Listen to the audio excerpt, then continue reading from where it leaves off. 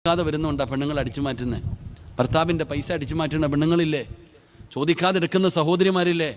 മഹാനായ നബിയുനാ റസൂലുള്ളാഹി സ്വല്ലല്ലാഹു അലൈഹി വസല്ലമ തങ്ങളുടെ മുമ്പിൽ ഹിന്ദ് റളിയല്ലാഹു തആല അൻഹ കടന്നു വന്നു.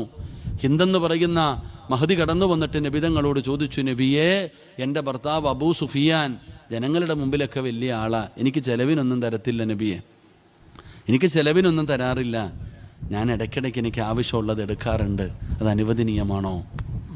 ഭർത്താവിൻ്റെ പോക്കറ്റിൽ നിന്ന് ഞാൻ ഇടയ്ക്കിടയ്ക്ക് എന്ത് ചെയ്യാറുണ്ട്?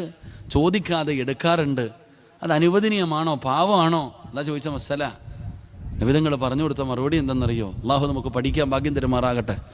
ഭർത്താവിൻ്റെ അനുവാദമില്ലാതെ പൈസ എടുക്കാൻ പാടുണ്ടോ? നിങ്ങൾ എന്താ ഇങ്ങനെ ഇരിക്കണം? പറ മനുഷ്യന്മാരെ, എടുക്കാൻ പാടുണ്ടോ?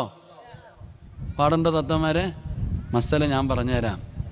നബിതങ്ങളോട് ഹിന്ദ് റളിയല്ലാഹു തആല അൻഹ മസല ചോദിച്ചപ്പോൾ നബിതങ്ങൾ പറഞ്ഞു, നിനക്ക് ആവശ്യമുള്ളത് നീ എടുത്തുകൊള്ളാൻ മഹാനായി നബിയുനാ റസൂലുള്ളാഹി